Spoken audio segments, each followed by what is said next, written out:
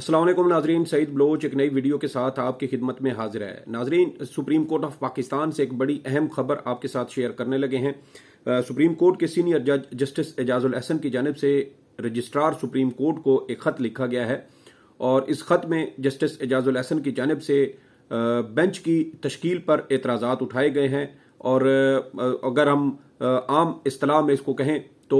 जो bench fixing का मामला है वो शायद सुप्रीम कोर्ट ऑफ पाकिस्तान में अभी भी उसकी बाज़ गश्त मौजूद है। एक बार फिर सोशल मीडिया के ऊपर भी हम देखें तो ये इस बहस का एक बार फिर आगाज़ हो गया है कि सुप्रीम कोर्ट से बेंच फिक्सिंग का जो इल्ज़ामात साबिक चीफ जस्टिस उमर अता बंदियाल पर लगाए जाते थे वो अब मौजूदा चीफ जस्टिस काजी फायज ईसा के ऊपर भी लगाए जाने लगे हैं। अगरचा चीफ जस्टिस काजी फायज ईसा की सरबराही में कायम फुल कोर्ट ने supreme court practice and procedure कानून की मंजूरी दी थी और उसको आईनी तौर पर दुरुस्त करार दिया था। और उसके बाद अदालत में यानी सुप्रीम कोर्ट में बेंचेस की तश्कील का मामला अब सुप्रीम कोर्ट की 3 रुकनी कमेटी के पास ये इख्तियारात हैं। ये कमेटी चीफ जस्टिस काजी फायज ईसा यानी चीफ जस्टिस पाकिस्तान और सुप्रीम कोर्ट के 2 सीनियर जजेस पर मुश्तमिल होगी। मौजूदा चीफ जस्टिस काजी फायज ईसा साहब हैं, जबकि जस्टिस सरदार तारिक मसूद और जस्टिस एजाजुल हसन भी इस 3 रुकनी कमेटी का हिस्सा हैं। और अब जस्टिस एजाजुल हसन साहब की जानिब से जो खत मंजर आम पर आया है उससे एक बार फिर बेंच फिक्सिंग की जो गूंज है वो हमें सुनाई देने लगी है। और बज़ाहिर ये तासुर मिलता हुआ नजर आ रहा है कि जस्टिस काजी फायज ईसा इस 3 रुकनी कमेटी को लाइल्म रखते हुए अपनी मर्जी के बेंचेस तश्कील दे रहे हैं। जस्टिस एजाजुल हसन की जानिब से संगीन सवालात भी उठाए गए हैं और इल्ज़ामात भी आयद किए गए हैं। इसकी तमाम तर तफसीलात इस वीडियो में आपके साथ शेयर करते हैं। जस्टिस एजाजुल हसन साहब की जानिब से अपने ख़त में ये कहा गया है कि 7 दिसंबर को supreme court practice and procedure कानून के तहत 3 रुकनी कमेटी का इजलास चीफ जस्टिस काजी फायज ईसा के चैम्बर में 4 बजे मुनक़िद हुआ। मैंने बतौर मेंबर कमेटी इस इजलास में शिरकत की। उन्होंने ये भी इल्ज़ाम लगाया कि मुतअद्दिद फ़ोन कॉल्स के बाद मुझे कमेटी का एजेंडा 2:30 बजे फ्राहम किया गया, यानी 4 बजे इजलास था और 2:30 बजे तक जस्टिस एजाजुल हसन साहब को 7 दिसंबर वाली मीटिंग का एजेंडा भी मालूम नहीं था कि कमेटी के इस इजलास में किन चीज़ों के ऊपर, किन जो नुकात हैं या पॉइंट्स हैं उनके ऊपर ये इजलास मुनक़िद किया गया और उसमें क्या क्या बहस होगी। और उनका कहना है कि मैंने मुतअद्दिद फ़ोन कॉल्स की और उसके बाद मुझे इजलास से 1.5 घंटा पहले कमेटी का ये एजेंडा फ्राहम किया गया। उनके ख़त के मुताबिक कमेटी के एजेंडे के इजलास का जो कमेटी का इजलास था उसके एजेंडे के 3 नुकात थे। एक तो फहरिस्त में शामिल मुकदमात को समाअत के लिए मुकर्रर करना, यानी कि फिक्सेशन के हवाले से जो केसेस थे उसके ऊपर बात करना थी। दूसरा जो एजेंडा था वो ये था कि फहरिस्त में शामिल आईनी दरखास्तों को के काबिल समाअत होने से मुतल्लिक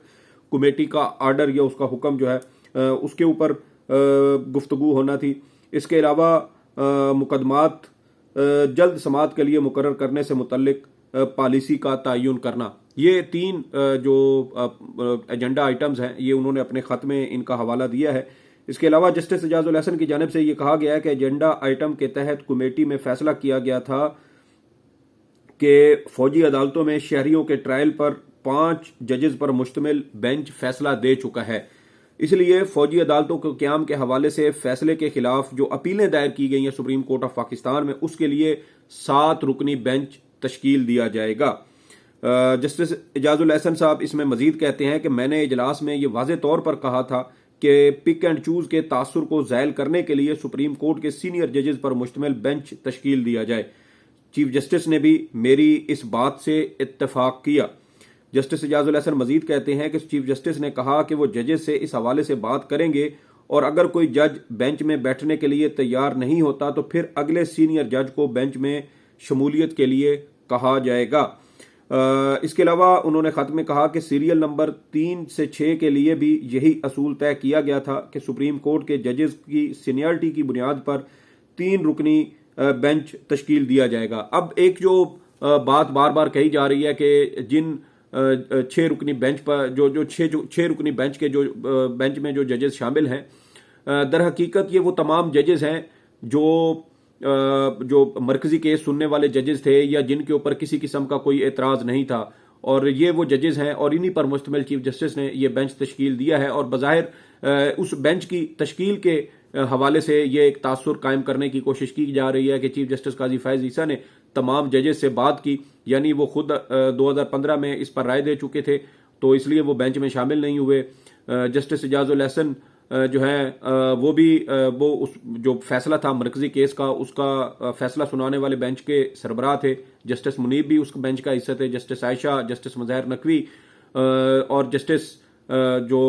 है याहिया अफरीदी, ये 5 रुकनी बेंच था जिसने मरकजी केस का फैसला किया था, इसलिए ये जजेस शामिल नहीं है। चीफ जस्टिस साहब भी शामिल नहीं है। जस्टिस मंसूर अली शाह पर एक एतराज़ आया था, इसलिए वो भी शामिल नहीं है। जस्टिस शाहिद वहीद को भी बेंच का हिस्सा नहीं बनाया गया, उनको क्यों नहीं बनाया गया, ये सवाल अपनी जगह मौजूद है। और जस्टिस इजाजुल हसन साहब का ये कहना है कि बेंच की तश्कील के हवाले से 7 रुकनी बेंच बनाया जाना था। चीफ जस्टिस साहब ने उनकी बात से इत्तफाक भी किया, लेकिन बेंच 6 रुकनी बना दिया गया। तो अब एक ये तासुर कायम करने की कोशिश की जा रही है कि ये बेंच जो है ये दर हकीकत चीफ जस्टिस साहब ने उन तमाम जजेस के साथ मुशावरत की, और जो जजेस फैसले का हिस्सा थे और जिन्होंने इसके ऊपर राय दे चुके थे या उन पर किसी किस्म का एतराज था, उनको इस बेंच में शामिल नहीं किया गया। लेकिन ये चीज अभी क्लियर होना बाकी है कि क्या चीफ जस्टिस साहब ने उन तमाम जजेस के साथ राब्ता किया, क्योंकि जस्टिस इजाजुल हसन साहब के बकौल उनसे कोई राब्ता नहीं किया गया, अगरचा वो फैसला दे चुके थे। लेकिन कमेटी में अगर एक बात डिस्कस हुई है तो उसके ऊपर फिर चीफ जस्टिस काजी फैज ईसा साहब को जस्टिस इजाजुल हसन से जरूर ये मामला डिस्कस करना चाहिए था। लेकिन एक सरसरी गुफ्तगू हुई और उसके बाद जस्टिस इजाजुल हसन ने कुछ मजीद बातें की हैं, वो भी आपको कहते हैं। उन्होंने मजीद कहा कि चीफ जस्टिस ने कहा कि वो जजेस से इस हवाले से बात करेंगे, और इसके अलावा उन्होंने ये भी कहा कि अगर कोई जज बेंच में नहीं बैठना चाहता तो अगले सीनियर जज को बेंच में शामिल करने का जो एक पॉलिसी या एक तरह की जो एक चीज डिसाइड हो चुकी है, उसके तहत वो बेंच जो है वो तश्कील दिया जाएगा। यानी 3 रुकनी बेंच भी है तो वो भी सीनियरिटी की बुनियाद पर होगा। अगर कोई जज बेंच में शामिल नहीं होना चाहता तो फिर उससे अगला जो सीनियर जज होगा उस पर मुश्तमिल वो बेंच जो है वो तश्कील दिया जाएगा। जस्टिस इजाजुल हसन साहब कहते हैं कि जुमा के रोज सारा दिन मैंने इंतजार किया, लेकिन मुझे कोई मालूमात फराहम नहीं की गई। इसके अलावा वो कहते हैं कि जुमा के रोज मैंने रजिस्ट्रार ऑफिस से 3 बार फोन पर राब्ता किया, जिसके जवाब में रजिस्ट्रार ऑफिस की जानिब से बताया गया कि रजिस्ट्रार ऑफिस से जा चुके हैं। यानी कि 3 बार उन्होंने राब्ता किया, और जब आखिरी बार उन्होंने राब्ता किया तकरीबन शाम 6:30 बजे का टाइम था, और उस वक्त जब उन्होंने आखिरी बार राब्ता किया तो उनको बताया गया कि रजिस्ट्रार सुप्रीम कोर्ट जजीला असलम सुप्रीम कोर्ट से घर के लिए रवाना हो चुकी हैं। इसके अलावा उन्होंने कहा कि चौथे और 5वें कमेटी इजलास के मीटिंग मिनट्स भी मुझे जुमा और फिर हफ्ता के रोज भी फराहम नहीं किए गए। दोनों इजलासों के मीटिंग मिनट्स पर मेरे दस्तखत भी नहीं है। यानी वो ये कहते हैं कि जो चौथा और 5वां इजलास हुआ था वो उसकी ना तो मुझसे मंजूरी ली गई और ना ही मुझसे उस पर किसी किस्म के कोई दस्तखत करवाए गए। अब यहाँ पर एक और जो दलील पेश की जा रही है कि ये कमेटी ने 2-1 की अक्सरियत से फैसला किया, इसलिए जस्टिस इजाजुल हसन साहब को शायद उनसे दस्तखत नहीं लिए गए। तो सवाल यहाँ पर यह पैदा होता है कि 3 रुकनी कमेटी है, 3 रुकनी कमेटी में 3 जजेस शामिल हैं। अगर 2 जजेस अक्सरियत की बुनियाद पर भी फैसला करते हैं तो उसके बावजूद जो जजेस हैं, जो अक़लियती जज है, उससे भी राय लेना जरूरी है कि मुमकिन है कि वो जज भी उन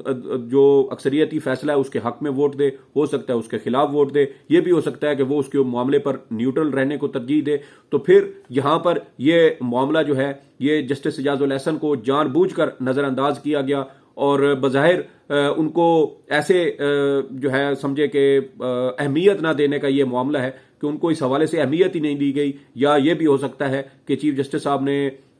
अपने तौर पर यह सारा मामला किया और शायद जस्टिस सरदार तारिक मसूद भी इस हवाले से लाइल्म हो। ये हकायक अभी मंजर-ए-आम पर मजीद आएंगे, तो इस हवाले से इम्कान ये भी है कि शायद चीफ जस्टिस साहब का इस हवाले से कोई नोट आए। नोट तो नहीं आएगा, लेकिन एक एलामिया की सूरत में मेरे ख्याल में शायद इसका जवाब सुप्रीम कोर्ट ऑफ पाकिस्तान की जानिब से दिया जाएगा। लेकिन ये सवाल अपनी जगह मौजूद है। मिसाल के तौर पर एक 7 रुकनी बेंच है, उस 7 रुकनी बेंच में से 4 जजेस जो हैं वो अक्सरियती फैसला देते हैं, 3 जजेस अकलियत में हैं। तो क्या जो ऑर्डर ऑफ द कोर्ट होता है क्या वो उन जजेस से दस्तखत नहीं करवाया जाता? बिल्कुल करवाया जाता है। हर जज से दस्तखत करवा कर ऑर्डर ऑफ द कोर्ट जारी किया जाता है। यही एतराज जस्टिस काजी फैज ईसा साहब जो है वो जब पंजाब और खैबर पख्तूनख्वा में आम इंतखाबात का मामला चल रहा था उसके ऊपर उन्होंने एतराज़ उठाया था। फिर जब ये अक्टूबर और नवंबर के महीने में जो है वो नवंबर के महीने में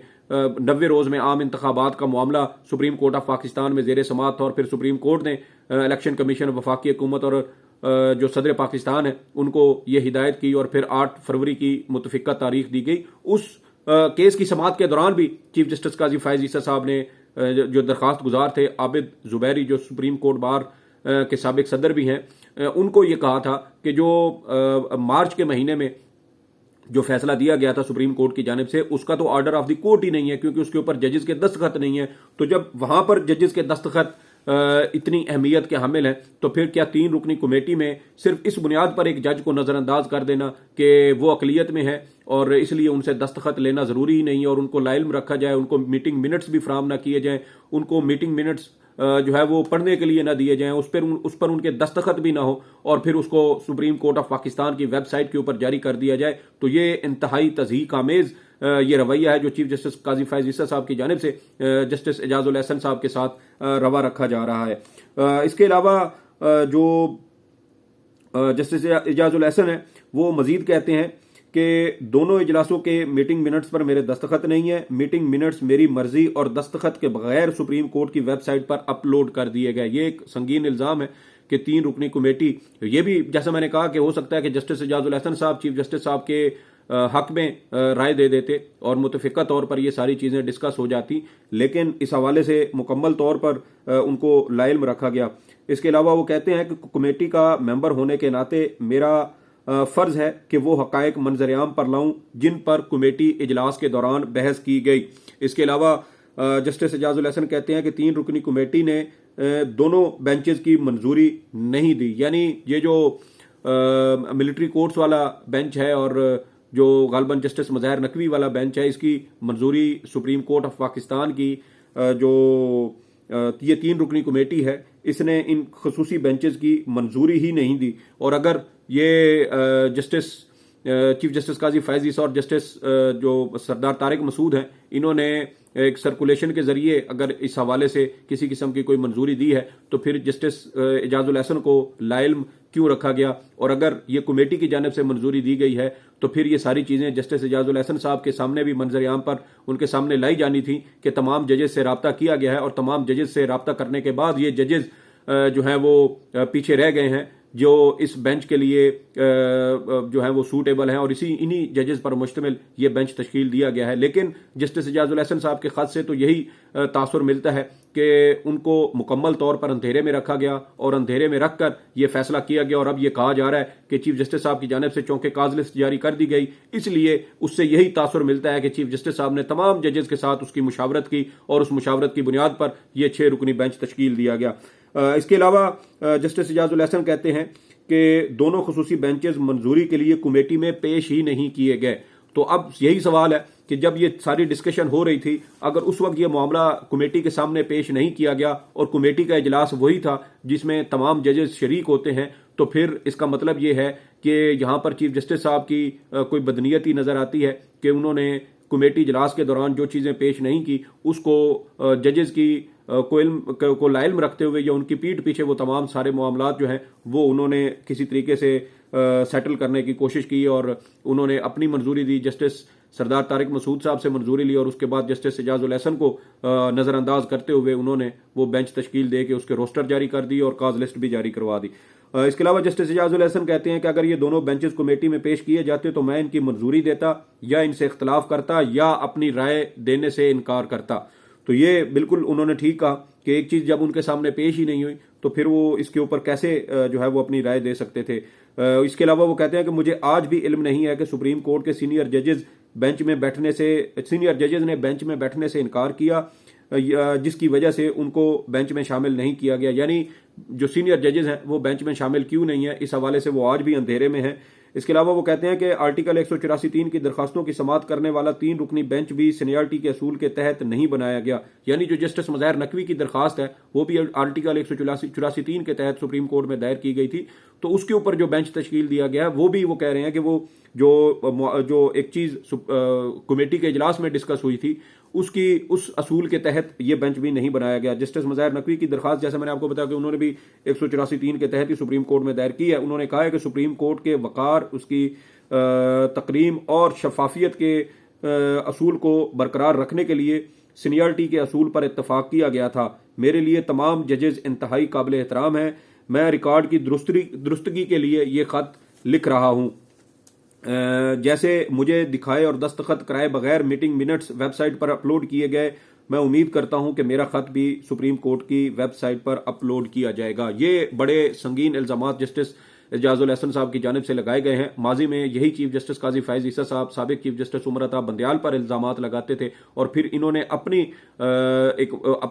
अक्सरियत में फुल कोर्ट में एक प्रैक्टिस एंड प्रोसीजर कानून की मंजूरी दी और उस कानून के तहत 3 रुकनी कमेटी ये बेंचेस की तश्कील का मामला देखेगी। लेकिन अब ऐसे लगता है जैसे 3 रुकनी कमेटी को भी नज़रअंदाज किया जा रहा है और उनको नज़रअंदाज करके मनपसंद बेंचेस बनाए जा रहे हैं, अपनी पसंद के, अपनी मर्जी के बेंचेस तश्कील दिए जा रहे हैं। और ऐसा लगता है जैसे जस्टिस एजाजुल एहसन और साबिक चीफ जस्टिस उमर अता बंदयाल के जो हम ख्याल जजेस थे उनको मुकम्मल तौर पर नज़रअंदाज किया जा रहा है और उनको अहम मुकदमात से अब अलग करने का एक सिलसिला शुरू कर दिया गया है। जस्टिस काजी फैज ईसा साहब ने कहा था कि प्रैक्टिस एंड प्रोसीजर कानून दर हकीकत उनके इख्तियारात को, या चीफ जस्टिस के इख्तियारात को रेगुलेट करता है, लेकिन ऐसा नज़र आता है कि जैसे उन्होंने तमाम इख्तियारात दोबारा अपने पास रख ली और वो कमेटी में प्रैक्टिस एंड प्रोसीजर कानून को ही नज़रअंदाज कर रहे हैं। साबिक चीफ जस्टिस उमर अता बंदयाल के ऊपर यही इल्ज़ाम लगाया जाता था कि वो अपनी मर्जी का बेंच बनाते हैं, हालांकि उस वक्त चीफ जस्टिस पाकिस्तान के पास ये इख्तियारात थे बेंच की तश्कील के हवाले से। उसके बावजूद उनके ऊपर ये बिला वजह तनकीद की गई और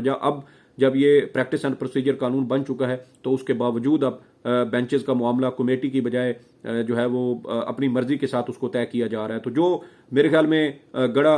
जस्टिस काजी फैज ईसा साहब दूसरों के लिए माजी में खोदते रहे हैं, अब ऐसे लगता है जैसे वो खुद उस गड़े में गिरते हुए हमें नजर आ रहे हैं। इसके अलावा एक और अहम खबर आपके साथ शेयर कर दें, जो सुप्रीम कोर्ट में फौजी अदालतों में आम शहरियों के ट्रायल का जो मामला है उसमें बेंच के सरबराह जस्टिस सरदार तारिक मसूद के ऊपर एतराज़ात उठा दिए गए हैं और ये एतराज़ साबिक chief justice Jawad S Khawaja जो मरकजी केस में दरखास्त गुजार भी थे उनकी जानिब से उठाया गया और उसमें उनकी दरखास्त में ये कहा गया है कि जस्टिस सरदार तारिक मसूद 26 जून को अपने नोट में ये कह चुके हैं कि फौजी अदालतों के खिलाफ जो फौजी अदालतों में आम शहरियों के ट्रायल के खिलाफ जो दरखास्तें सुप्रीम कोर्ट में दायर की गई हैं ये नाकाबिल समात हैं। ये दरखास्तें पहले हाई कोर्ट में सुनी जानी चाहिए थी, इसलिए वो अपना माइंड जाहिर कर चुके हैं। तो